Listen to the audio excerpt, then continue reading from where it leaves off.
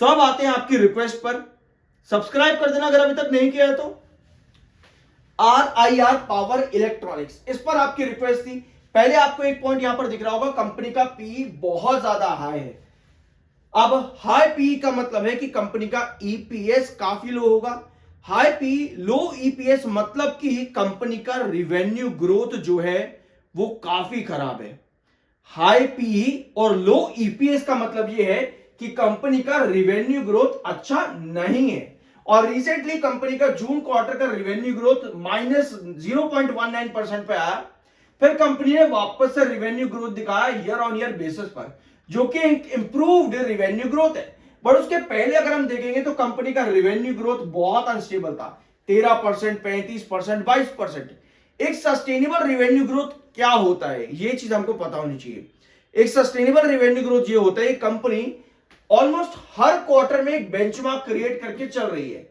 अगर इस तरह से कोई कंपनी काम करती है तो वो एक हायर ग्रोथ परसेंटेज है, वहां पर आपका ईपीएस बढ़ता है। पर अगर आपका ईपीएस लो है, मतलब यह है कि कंपनी के रिवेन्यू में सस्टेनेबिलिटी की कमी काफी ज्यादा है। इस पर एक स्पेसिफिक वीडियो मैंने आपके साथ मेरे दूसरे चैनल पर अपलोड कर रखा है। ईपीएस और पीई कैसे काम करते हैं जरूर देख लेना, लिंक डिस्क्रिप्शन बॉक्स में है।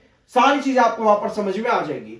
प्रॉफिटेबिलिटी पर अगर देखें तो कंपनी का प्रॉफिट भी इसी तरह से सस्टेनेबल है, बट ज्यादा बड़ा ग्रोथ नहीं है। सितंबर में कंपनी ने प्रॉफिट 4.23 करोड़ के दिए, बट उसके पहले के ग्रोथ अगर देखोगे कंपनी के ना के बराबर के थे। तो आपको ये चीज पे जरूरी है कि भैया पी हाई है, ईपीएस लो है, चलो कोई बात नहीं, एटलीस्ट कंपनी रिवेन्यू और प्रॉफिटेबिलिटी दे, जो कि यहां पर अभी कमी नजर आ रही है इस चीजों की। तो इसी वजह से यहां पर कंपनी में थोड़ी बहुत दिक्कतें हैं, और इसी वजह से भी स्टॉक के अंदर हायर हाइज और लोअर लोज वाली सिचुएशन बनी रहती है। एक बार होल्डिंग पैटर्न भी यहां पर देख लेते कंपनी का। तो प्रमोटर के पास 59.29% की होल्डिंग है, जो कि धीरे धीरे करके प्रमोटर एग्जिट कर रहे हैं। 69% की होल्डिंग थी आपके प्रमोटर के पास, बल्कि 70% भी थी, और धीरे धीरे करके प्रमोटर यहां पर थोड़ा थोड़ा माल बेच रहे 59.29।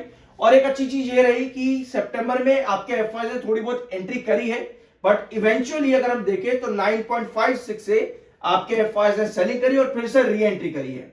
और डीआईएस की होल्डिंग यहां पर आधी हो चुकी है, और पब्लिक की होल्डिंग भी यहां पर 31.17% है। सो अगर आपकी प्रमोटर सेल कर भी रहे हैं तो हमें चाहिए एटलीस्ट एफआईआई अपनी होल्डिंग और बढ़ाते चले, रादर देन की पब्लिक अपनी होल्डिंग बढ़ाए। तो अभी कंपनी के फाइनेंशियल्स में थोड़ी बहुत कंडीशन रिस्ट्रिक्टिव है, पी काफी हाई है और ईपीएस काफी लो है। ये बैलेंस बने रहना चाहिए पी और ईपीएस का, तभी आपको फर्दर ग्रोथ देखने को मिलती है। अदरवाइज स्टॉक एक बड़े हाइज और बड़े लोस के नीचे बना रहता है। तो ये कंडीशन सुज़लॉन और RIR पावर की। मिलता है अगले वीडियो में। बाय सेल की कोई रिकमेंडेशन नहीं है, वो आपका अपना ओपिनियन और मर्जी होनी चाहिए।